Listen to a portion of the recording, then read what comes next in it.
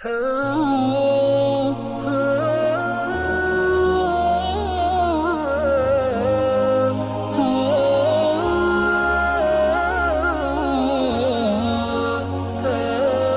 سے لا الہ الا اللہ پڑھ لینا ہی کافی نہیں ہے، لا الہ الا اللہ کے تقاضوں کو نبھانا بھی ضروری ہے۔ جب ہم یہ کہہ لیتے ہیں کہ ہم نے لا الہ الا اللہ محمد رسول اللہ پڑھ لیا، تو پھر اس کا مطلب یہ ہے کہ ہم دائرہ دین میں داخل ہوئے، اب ہماری اپنی خواہشات، آرزوئیں اور تمنائیں نہیں رہیں گی، دین جو ہمیں تلقین کرے گا وہی ہمارا طرز زندگی ہوگا۔ اگر کوئی شخص اللہ اور اس کے رسول کو مانتا ہے لیکن اللہ اور اس کے رسول کی نہیں مانتا، تو پھر اس نے ماننے کا حق ہی ادا نہیں کیا۔ اس لیے شریعت بیضا ہم سے اس بات کی متقاضی ہے کہ ہم اللہ اور اس کے رسول کی ہر بات کو مانیں، اور جو ان کی طرف سے ہمیں نظم زندگی اختیار کرنے کی تلقین کی گئی ہے وہ ہم اختیار کریں۔ آج SOPs کا تذکرہ ہے۔ مختلف شعبہ حیات میں جب آپ کسی بھی دائرے میں داخل ہوتے ہیں تو وہاں کے ضوابط کو، وہاں کے قوانین کو فالو کرنا آپ کے اوپر لازم ہوتا ہے۔ آپ شہری ہیں پاکستان کے، لیکن آپ کو کسی ملک میں سفر کرنا ہوتا ہے، تو جتنی دیر تک آپ وہاں رہتے ہیں تو آپ کو قوانین ان کے فالو کرنے ہوتے ہیں، ان کے ضوابط کے مطابق آپ کو وقت گزارنا ہوتا ہے۔ تو یہ بات اچھی طرح سے ذہن میں رکھیے گا کہ اسلام صرف اعتقادات کا نام ہی نہیں ہے، بلکہ یہ ہماری مکمل معاشرتی زندگی، ہماری مکمل اقتصادی زندگی، ہماری اخلاقی اقدار، ہماری تقویم، ہمارے رسوم و رواج، طرز معاشرت،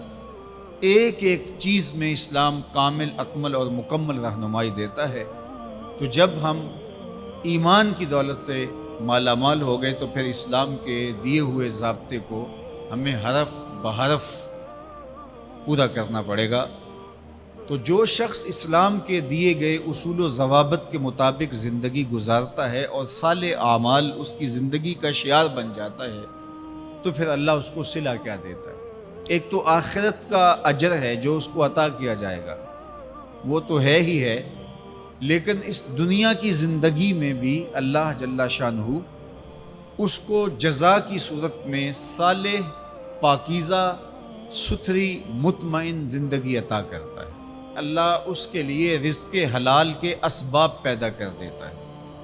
دیکھیے، جو میری اور آپ کی قسمت میں لکھا ہے، ہمارا جو مقسوم ہے، وہ ہمیں مل کے رہے گا۔ جب بچہ شکم مادر میں 120 دن کا ہوتا ہے، صحیح حدیث میں آتا ہے کہ اس کا رزق بھی لکھ دیا جاتا ہے،